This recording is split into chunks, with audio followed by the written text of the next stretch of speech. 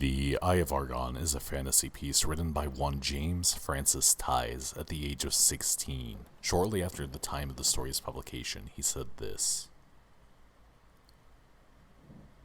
In fact, I have changed it.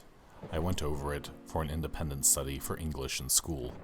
You know, like adjectives changed in places where sentences should be deleted. Things of this type. Even so, it's nothing to be proud of, and yet it is. Because how many people have had their first story published at 16, even if it is in a fanzine or a club zine? How many writers have written a complete story at so early an age? Even so, Eye of Argon isn't great. I basically don't know much about structure or composition. Aware that his work was not perfect, but proud of his accomplishment, Ties, however, would never write fiction again. What happened? March 8th, 1984, 14 years after The Eye of Argon was initially published, Ties gave an interview to a talk show titled Hour 25. Ties stated that he was hurt by the continued mockery of a project he'd written as a child, and stated his intent to never write again. While he kept his word, never writing another fictional story, or at least never publishing one, he did, however, pursue a career in journalism. However, his journalism, his nerdy hobbies, almost everything but his name has been forgotten in the wake of his earliest work. The Eye of Argon, for better or worse, is Mr. Ties' legacy to the broader world. While I'm sure this would displease him if he were still with us, I'm also glad that the story has survived.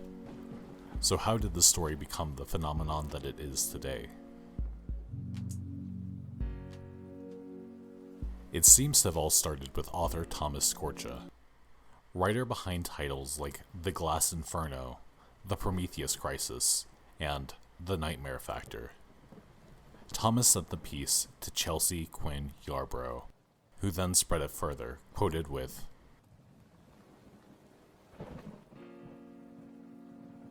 Tom Scorcha sent me the fanzine pages as a kind of shared amusement since both of us tended to look for poor use of language in stories. Don Simpson and I were still married then, and one of our entertainments was reading aloud to each other. This work was such a mishmash that we took turns reading it to each other until we could stand no more. About 2 weeks after the story arrived, we had a dinner party, mainly for MWA, Mystery Writers of America, and book dealer friends. And Joe Gores got to talking about some of the really hideous language misuse he had seen in recent anthology submissions, and it brought along a few of the most egregious. I mentioned I had something that put his examples in the shade, and brought out The Eye of Argon. It was a huge hit. Locust reviewer Tom Whitmore asked if he could make a copy of it, and I loaned it to him, and readings of it started to become a hideous entertainment. I never typed out a copy of it, but I am afraid I did start the ball rolling. From this incident, the piece spread further and further, eventually becoming a staple reading piece for sci-fi cons and even a party game. So, with the history of the story behind us, what's my connection to this piece? Well, I was exposed to the Eye of Argon in my early teens through internet readings from other YouTubers.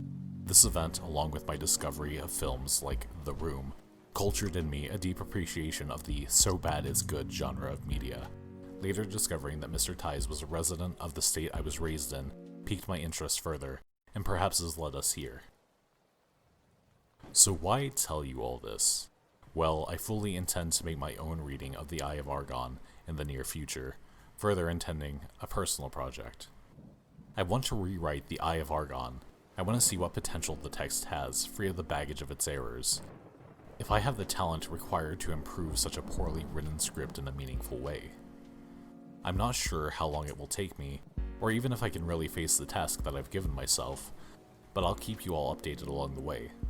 Thank you all so much for watching. Please like or even sub if you enjoyed the video. I know it's pretty basic, but for now I'm just exploring what kind of content I want to make. I'll see you guys in the next video, if I get to it.